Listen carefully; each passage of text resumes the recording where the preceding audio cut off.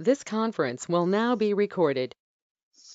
Good afternoon, everybody, and welcome to another one of our speaker series. Today is the 24th of June, and it is 3 o'clock, which means it's time to meet somebody new, somebody interesting, and somebody who is doing a crazy job I wish I kind of had. We're going to talk to John, who is a patent attorney with over 30 years of experience as an attorney in an entrepreneur device industry. So he started his career in New York with patent law firm and went to U.S. Surgical in 1989. And since 2004, John's been a private consultant specializing in patent and business strategy, development, and execution, working mostly with smaller companies and startups. So he's had a lot of experience. He's doing tons of things. And he's going to be telling you a little bit how he got there, what he did through school. And without further ado, ladies and gentlemen, here's John. Thanks for coming out and doing this speaker series with us. This is great. Thanks, Chuck. I'm happy to do that. I think this is a great program, and I hope I can contribute. So let's see. I guess I need to share my screen. Yep. Let's find that screen. Let's see. Do I need to be allowed to share my screen? Yeah, I gave you permission, so I think just hitting the screen button should do it for you. What is it telling me? Needs an accessibility feature. Uh-oh. I have them too in case I have to share my screen. Yeah, I don't know. For some reason, it's not letting me. I share things all the time. Why it's not working in today, I don't know. Maybe you should pull them up. All right. Hang on. Maybe I got one more. I don't want to waste time on technical Sure. things. So yeah, if you could pull them up and share them, let's just do it that way. I'll show you. And then I can just speak to them as you have them. All right, just let me know when to turn the page. And don't be scared by that thing behind me. The guys are watching the windows. Oh, okay.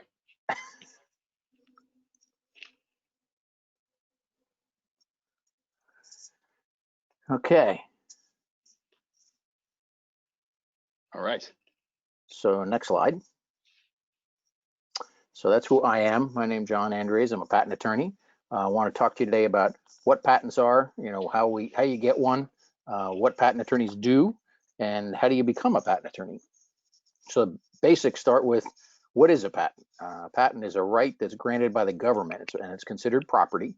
And the quote right there at the second bullet is, it's a right to exclude others from making, using, or selling whatever is claimed in the patent. So if you think about what that means, it means a right to exclude. So it's basically a license to go to court and tell somebody to stop doing something. A lot of the times, though, it's not necessary to go to court, because you can license someone or do it, make the business yourself, which we'll get to. Generally, a patent lasts for 20 years. Next slide.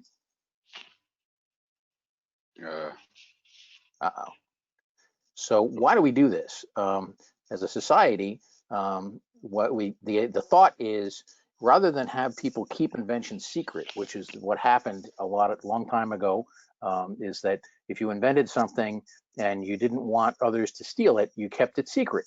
And that's what trade secrets are. But trade secrets and things are very hard to keep secret.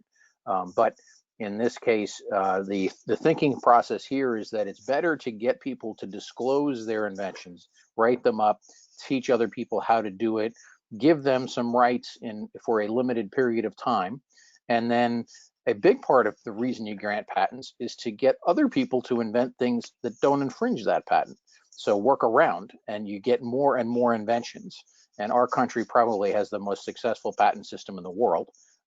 And that's what it's all about is, so I worked for a company. If our competitor got a patent on something and we wanted to do something different, our engineers had to figure out how to do it, maybe do it in a better way, and not infringe the other side's patents. So that's largely what the patent system is really all about, and why we give these rights to people.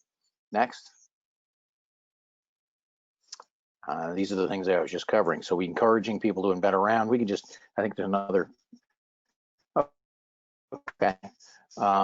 What can you patent? This is a section 101. This is the very beginning of the patent statute. So if it's a process, machine, manufacturer, these are the kinds of things you can almost patent almost everything. There are some exceptions. You can't patent rules of nature. You can't patent things, algorithms and certain other things, methods of doing business. In order to get a patent, whatever you're trying to patent must be novel, meaning it's not identically shown in anything that went before. And it's non-obvious, meaning, okay, it's not identically shown in what went before, but it would just be an obvious variation on that theme. So these are the two key provisions that when you are applying to get a patent, you have to overcome these to get the patent examiner to give you a patent and allow you to have a patent. So I thought it'd be interesting, people know of patents, they don't always know what one looks like. So this actually is the first patent application I ever wrote, and it's for a spaghetti fork. So I thought it's kind of funny. It's short. You can this is the front page of the patent, and it gives you the patent number in the upper right, the date it issued in the upper right. To the left, it identifies the first named inventor, which is the guy called. You go down a little bit, and it identifies the other inventors, the application number, application date. There's other technical information on this page showing what other patents the examiner considered in granting this patent. So this is the front part. There's an abstract which you can read, which gives you, the purpose is to give you in one paragraph the gist of what's going on. In the drawings, the patents, if it's a mechanical patent, it typically has drawings. Chemical ones might not. But if you look at these drawings, notice that the middle finger of the tang of this fork is longer than the others, and the handle has a spiral pattern to it. And so the intention was you put it on the plate and you run your thumb down the handle and it spins around and picks up your spaghetti. As I was writing this thing and playing with the fork at a conference table, I noticed that the pitch on the handle was different at the top than at the bottom. And lo and behold, so I wrote this whole thing based upon that it's pitched differently at the top, so it's easy to get started and it will speed up as you go down. Well, I wrote the whole application, we handed it to the client, and he said, well, that's a design defect. That wasn't supposed to be that way. But that's what ended up being the patentable feature of this thing. So he did get his patent. All he really cared about was being able to put patent pending on it during a holiday season so he could sell and scare off competitors. So it has drawings, and next slide should be the description, where it gets into the words of you then describe this thing in words. If we could move on, we'll get to that. No? There we go. That's okay. It's freezing. Hold on. Sorry. That's right. So it's a little hard to see, but there are different parts to the description. There's a background area, there's a summary of the invention, there's a description of the drawings, and then there's a detailed description where, if you had noticed in the drawings, there were reference numerals where you go through A is connected to B is connected to C at some level of detail so people can understand what the device is. If we can go to the next one, every patent ends at the very end. You find something called the claims, and the claims are in the end what defines the invention, and this is what you negotiate with the patent office about. The way claims work is, if you look at a claim, and I will point out first of all, it is a run-on sentence. There is no punctuation, there is no period between until the very end of the claim. So it's a weird way to do things, I know, and your English teacher would hate it. But it is a one long run-on sentence that separated by other punctuation, so what this is, this defines what the patent office thought was new about this. And I think if you get to the bottom, so at the bottom it starts talking about you get this spirally configured track, and that there's more turns at one place than another. That was the feature I was talking about that was basically a manufacturing defect. But so what happens with a claim? So when you file the patent application, you put a set of claims in. The patent examiner goes off and does a search and comes back and says, well, you can't have this claim because, remember, those 102 and 103 statutes of novelty and non-obviousness is, he comes back and he says, you can't have this claim because I find it everything you're talking about is in this other patent that issued. Or he comes back and he says, it's not identical to what went before, but if you take this prior patent and you look at this other one, it would have been obvious to come up with what you did. So this is the back and forth you do with the patent examiner to get it allowed. And in the end, to determine whether somebody's infringing your patent, you look at all the elements of the claim and you look at whether the product you're trying to see whether it infringes has all those. So related to that, so what is a patent attorney? Patent attorneys are attorneys. So I'm a lawyer, I went to law school, and they specialize in helping people, with things relating to patents. Next, I think there's some other bullets here. No, that's not. So what we do is we work with clients who come to us and say, I've invented this new thing, be it a spaghetti fork or something else. And so the patent attorney may do a search to determine whether or not it really is new and not obvious. But typically what the biggest part of the work is writing a patent application, submitting it to the patent office, and getting it through the patent office. Next, I think there's so the interaction with the patent office, we call that prosecution. I'm not quite sure why. That makes it sound kind of criminal. But that you're going back and forth with the examiner, and what you're doing is you're negotiating the scope of those claims. The examiner says you can't have that claim, so you go back and you amend your claim. And during that spaghetti fork one, the claims were amended to add that little feature that I talked about. And we also help clients to use their patents. So they may want to go into business and make the product themselves. They may want to license it or sell it to somebody else. And so we help negotiate those licenses. You have to be an attorney to do that anyway. And we also get involved if you can't come to an agreement with somebody you think is using your invention, you may have to go to court to sue them. That's where the right to exclude aspect comes in, is you have the right to exclude them. So you sue them for damages, maybe try and get an injunction to stop them from doing what they're doing, and hopefully maybe settle with them along the way in a way that's satisfactory to you. Next. So how do you become a patent attorney? You need to get a degree in science or engineering, although it's not 100% true. I don't have one, but I've got a deep background in engineering and science. And then you have to go to law school, which is the next bullet. And then you start taking bar exams. So there's, I don't know whether you've ever heard of a bar exam. A bar exam is the exam you take to become a lawyer, and it's done on a state-by-state basis. So I went to law school in New York, and I took the New York bar, and I became an attorney. Separate from that, there is a separate bar exam that's just for the patent office. You have to prove to them you have the technical background to be able to communicate with inventors, and then they let you sit for that exam. So you get the privilege of taking 2 bar exams to become a patent attorney.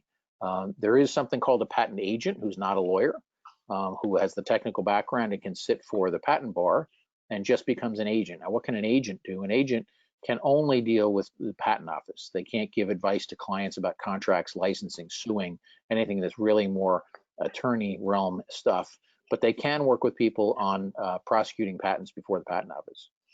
So the kinds of things I've worked on, and I have had a very interesting ride. One of the best things about this job is you learn new things every day. People are always calling me up talking about this new device or whatever they've made. I learn what new treatments are coming. I've learned well before they come out in the medical area and become commonplace. I know what people are working on to solve health problems. So I worked at a company that made surgical staplers and sutures for a long time. That was really fascinating. I've worked with orthopedic companies, screws, rods, and hooks that go in the back, hip and knee implants, cranial implants that go replace portions of the skull when they do surgery there. I work with a company that does a vagus nerve stimulator. That is a device that they hold up to the neck, stimulate the vagus nerve, and it stops headaches. I also worked at Priceline.com, which was an interesting ride dealing with internet patents. And I also very early on spent time working on optical devices, which I have a background in and really enjoyed, and worked on thermal scanners and some crazy things like that. These are just some pictures I took from that kind of relate to the things that I've worked on. The ones more to the left are really the spinal implants. So those things on the bottom left, the 2 there, they go between vertebra to basically fuse fix the back when people have back pain. The screw above it is used on the back side of the vertebra, and a rod would go in that slot, and they basically put rods like is shown in the left. The device on the left is a different way to attach to a rod. The one up in the middle right is a surgical stapler. Those were used in obesity surgery. That particular stapler was the leading stapler when they started really doing obesity surgeries in the early 2000s. The woman to the right has the vagus nerve stimulator up to her neck. We lost it. And then the others, one was the cranial implant. Yeah, the one to her, down to her right, or in our left there, that's an implant that takes the place of a portion of the skull, and it has a pacer device in it to prevent epilepsy. And then the one on the lower right is probably kind of weird to see, but that is an optical imaging scanner that was used in heat-seeking missiles. So I've worked on all sorts of fun stuff, and probably one of the best things about this job is constantly learning new technologies. Most patent attorneys are people that decide somewhere along the line they really don't want to be an engineer, but they like science, and they usually are people that can write. And so they figure that they kind of gravitate toward an area where their writing skills can be used in combination with their technical skills to do something that the engineers don't really want to write up this stuff, and they're not necessarily good at that. So you complement them, and then you hopefully like going the back and forth with the patent office to get the cases allowed. So that's my presentation. I don't know whether people have questions. Oh yeah, I actually had a question come in right when it started getting interesting with all the things that you've worked on. So Tyler wants to know, what is the most interesting invention you have had to make a patent for? And did it pass or fail the first time, or what was the process like? Well, I will say, before we get to what the most interesting was, I have to think about that. If you get an immediate notice of allowance the first time you file your patent application, that just means you wrote the claims too narrowly. And so you end up, you can do their procedures to go back and try and get more and broader claims. But eventually pretty much everything I've worked on, I don't like to abandon patent applications. That's not my favorite thing to do. And I don't like to file patent applications I don't think will get allowed. So pretty much everything I've worked on has been allowed. There are occasions where we've had to give up and not get something. But most interesting, that's a tough one, because they're all over the map. I mean, some of the health related ones have been really interesting. I find the cranial implant stuff right now very interesting, and that's something. Maybe it's just because I'm working on it now. All those surgical staplers were fascinating. I left New York and went to a company that makes staplers, and my thinking was, how complicated can a stapler be? I got to tell you, using a stapler in the body is very complicated, and they really have a lot of technical features to them. The guys who were really the brilliant designers were basically guys that were trained to be watchmakers, because they were dealing with such tiny pieces and trying to deal with forces that had to be generated. When you squeeze that handle on the stapler to generate enough force to drive a rod down there that's got the force, it's going to drive 60 or 80 staples across through tissue and against an anvil to form. There's a lot going on in that little piece of equipment. So that one would be probably one of the more interesting. And it may be not so much necessarily the most interesting technology sometimes as the most interesting case. And so one of those that I was really involved in related to an inventorship dispute, where Johnson & Johnson had bought the rights to a trocar. It's not a complicated device, but you use it to poke a hole in somebody's body. If you've seen laparoscopic surgery, we invented it. That's when I went to US Surgical in 1989. That wasn't being done. And when I got there, there were two things on the table, that stapler being one of them, that made all that surgery possible.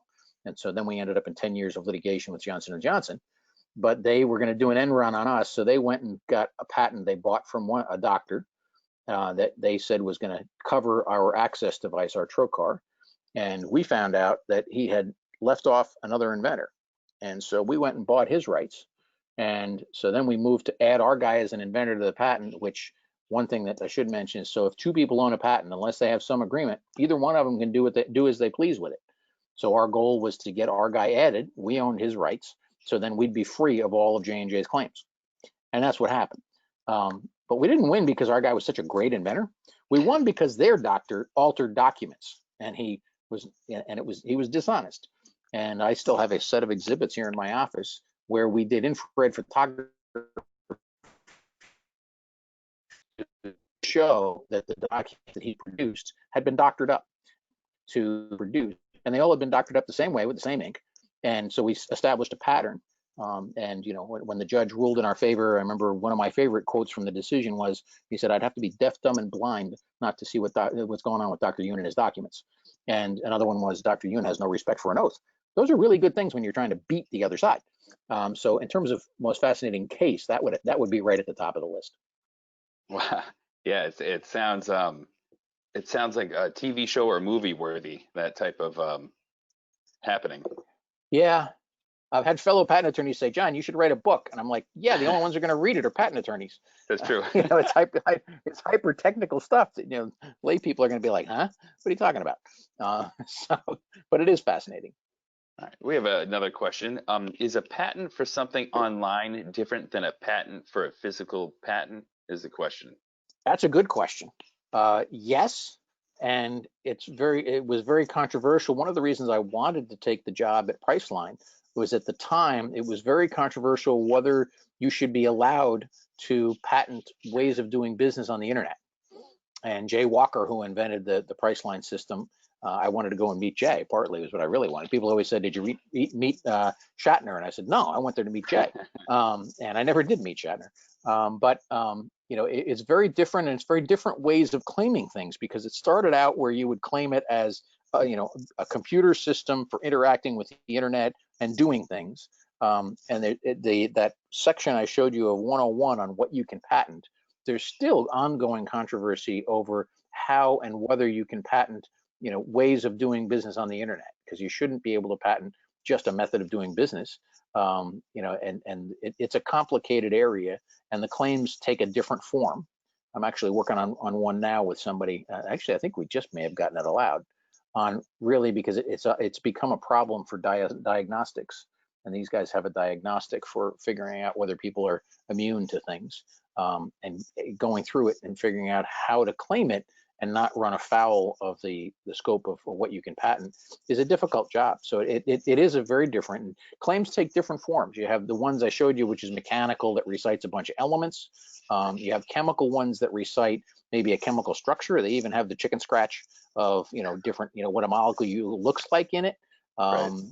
So they can take a lot of different forms. Did you ever did you grow up wanting to be an attorney, or let alone a patent attorney, or did something kind of hit you along the way? Another interesting question. It was kind of interesting. I was probably a scout, and I read a biography of Oliver Wendell Holmes. And I thought it was really interesting, and he was a Supreme Court justice in around 1920. And I read about his path of how he became a lawyer and ended up on the Supreme Court. I thought that was pretty interesting. Then, sadly, my father died right after I made Eagle Scout. So it was actually one thing that when my son made Eagle, I broke down and was very emotional, and people didn't understand why. And I said, "You got to understand, the last thing my father saw me do was make Eagle." Right. Yeah. And so, but and when he died, I got involved in helping my mother through the estate and dealing with the lawyers on will and everything else. And I was like, Wow. "Well, this makes this perfect sense to me. I can do this." But at that point, I was thinking to myself, "Well, I gotta go to college and get something I can get a job." And so I went into engineering, where you're pretty well guaranteed you're going to get a job of some sort. Right. In the course of the process, I figured out while I was in college, okay, maybe there's some better ways to do with that. I don't know how patent law got on my radar screen, but I was interested in law. I was interested in technology.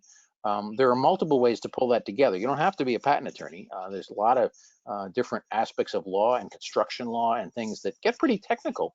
That you having a technical background will serve you well, no matter what you do, even in business. But that's the path I kind of followed, and then it turned out I was pretty good at these claims. It's All worked to right. my advantage. Did any particular merit badge kind of make you want to go into engineering at all? I don't think so. No, No. Okay. my Figured family's a I'd bunch ask. of either salesmen or engineers. All right. So yeah, so I think it was probably more family than it was scouting.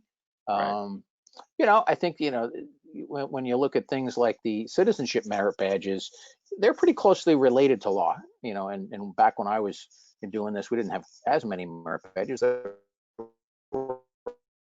will probably come a couple of the last ones I got.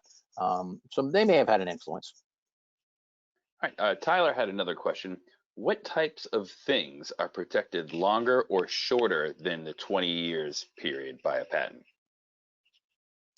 Well, it's not so much type of thing that makes it different. It's it used to be really easy when I started in this practice. A patent lasted 17 years from the day it issued. Um, then, for a number of reasons, they decided to change it to be 20 years from when you file your first what's called utility application.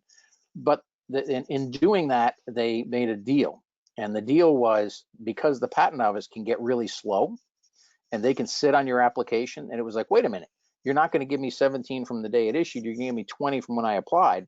What are you going to do for me for that period of time when you sat on my application and didn't do anything? And so they have what's called patent term extension. And so if the patent office goes through this complicated calculation that they know, they have rules that they say it should take them so long to give you your first office action and et cetera. You can also cause delays yourself. So they basically go through a calculation that takes their delays, subtracts any delays that you caused, and you may end up and see on a face of a more recent patent that it'll say, the patent is extended by X number of days. Those can get really long. If the case goes on appeal and the patent office sits on it, I've seen things with thousands of days of extension. And it can be shortened because if it's related to another patent, they say, well, wait a minute, we're only supposed to give you one patent for one invention. These are too close, they're related patents. So you have to give us what's called a terminal disclaimer so that this new patent will expire at the same time as that earlier one. So these are the kinds of variations that cause it. That's why I said it generally is 20 years. It can, there are technical reasons why it can be more or less. When you took your two bar exams, was that a surprise that you had to do both, or did you understand what you were getting into? It sounds like from what I hear from other people that have taken the bar exam is a tough thing to study for, tough thing to pull off, but to have to do two, how did that make you feel? It is a tough thing. And well, like I said, I came from a family that was a bunch of salesmen and engineers. I'm the first attorney in the family, so I learned as I went. There was Yeah. nobody really to coach me and tell me what I was getting into. When you go to law school, you know you're going to have to take a bar exam. When you decide you're going to be a patent attorney, you figure out somewhere along the line, yeah, I'm going to have to take that exam too. You can take the patent bar exam early, which is what I did. I took that while I was still in law school. So I was a patent agent for a little while. Then you take the bar exam for your state, become an attorney. You just show that to the patent office, and they now designate you as an attorney. They're hard, but anything worth doing in life is going to require some hard work. And you can take them more than once if it doesn't work out the first time. That happens. But you spend your time getting used to it. Probably more frightening was getting out of college and starting law school. And I don't know whether they still do it this way, but your entire grade for the semester was based on one test at the end. So no quizzes along the way, no oral participation, no papers. You got to the end of several months of classes, and you took one exam and make or break. If you failed that exam, then you failed the entire course. So that was probably took a little bit more getting used to than planning ahead for the bar exam. Bar exam was a lot of work, and you take a review course generally, and I did that and passed it the first time. So that was a good thing. Yeah. So you mentioned how you're the first attorney in the family, and how you had to study a lot. And did you have any mentors along the way that helped you out? Uh, Probably, yeah, a couple. Mostly people I worked for or worked with. I got introduced as I graduated college to a fellow who's a patent attorney. He was a sole practitioner. He was the one who hired me, and I wrote that spaghetti fork patent application for. So I worked for him part-time for about a year or so. And then a girl I was dating in law school her father happened to be a patent attorney at another firm. And I learned a bit from him, and he introduced me to the firm that I ultimately went to work for about 6 years.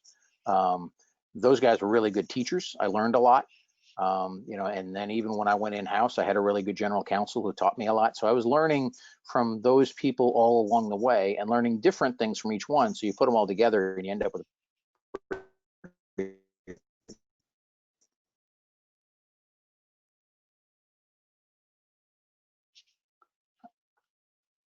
Did you I think freeze? I think I just froze. Sorry. But Yeah, all there you right. go. So Yeah, just for a we're minute. yeah, we're at the end here. So I have one more question. What kind of advice would you give any young scout or anybody kind of looking towards going into your career path?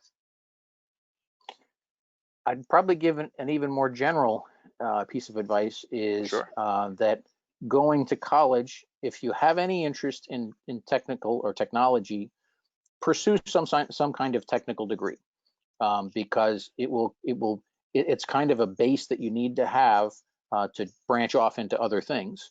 And so I think that's an important starting point. And if you have a general like for technology, consider patent law. It's a good thing to do. But especially if you feel that you're not just interested in technology, you're kind of interested in how do you write these things up, and writing is an important skill as a lawyer and as a patent attorney. So if you're interested in those two things, pursue a technical degree in college. That's the first step. And as you're in college, start looking at, colleges usually have pre-law advisors. Seek one of them out, or seek someone out that you know. Maybe find a patent attorney. Most patent attorneys I know are perfectly willing and happy to discuss their career, since other people look at you and say, what the heck is this crazy business you do? So I'd probably do those couple of things, to see what connections you can make and get there. But it's a bit of a long haul, but I've enjoyed it. Well, thank you very much, John. It was a pleasure talking with you. It sounds like there's so much, and but yet maybe you haven't even touched the tip of the iceberg within your career. Do you think, like, where do you see yourself in 10 years? As my wife says, you will never retire, because there's always somebody calling me. And some people Right. say, how do you get your business? And I say, the phone rings. I have no web page. It's just contacts I've made over the years. And I've learned the most important thing: do not change your cell phone number. That is how people find me. And I've got people calling me I haven't seen in 20 years. And it is fascinating. And there's always something new coming around, somebody starting a new company that I can get involved with. I'm probably doing similar stuff in 10 years. I'd like to spend a little bit more time sailing on a boat, but that keeps getting pushed aside. But for good reasons. All right. Well, thank you so much, and good luck in the future, and thanks for doing what you do, and thank you for spending time with us. It's been great. And thanks for all you're doing for scouting. And I love the Boy Scouts, and let's keep them strong. Thank you very much. Take Okay, care, bye. John.